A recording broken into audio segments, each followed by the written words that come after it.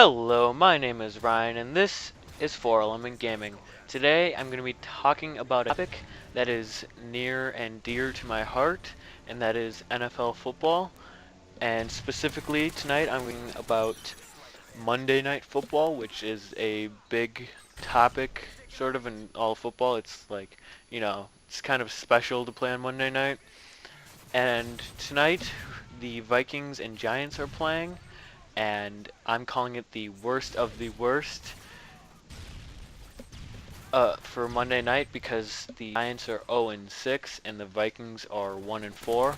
Both teams have, you know, Vikings have Adrian Peterson, and he's like the star running back. He's unstoppable. He makes so many yards after contact.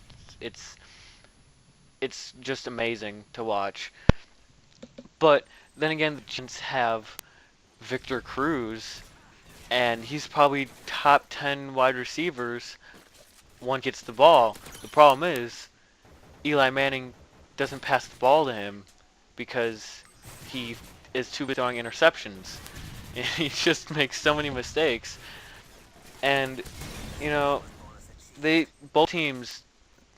I can't stress this enough. And I have Victor Cruz playing tonight, and all my friends are saying, "Oh, you can't win. You're down by 19 points." I'm saying both teams have terrible defenses. Like, I think it's going to be either a really extremely low scoring game because none of the offenses can get anything going at all, or it's going to be extremely high scoring game because the defenses are just so bad that each team are just going to drive down the field every single drive. They just score all the time. One thing I was also thinking about, the Broncos just lost their first game of the season to the Colts. Maybe, being this is my conspiracy theorist in me talking right now. Maybe one Manning has to lose for the other to win. I don't know. Just throwing that out there. You know, I mean, the way the season's gone, it kind of seems that way. One Manning's doing amazing. Peyton Manning's doing just amazing. Started off a little bit slow last game, but still almost ended up being one of the highest quarterback rating. Uh, but Eli Manning has just been horrible these 3 or 4 games. I mean, the first 2 or 3 they weren't bad performances, but you know, just they couldn't they couldn't deliver the win, and it kind of just seems like they've been shut down more than the government. It's just it's just horrible. Uh, you know, I think can the Giants stop Adrian Peterson? Will he just run on them all day? Probably. That's probably.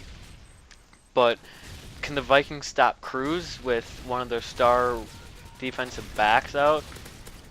I don't think so. It's both just really a good situation at all. And I'm talking about singular players, but can one player really make that much of a difference to a team? Can Adrian Peterson really take the team to playoffs and beyond?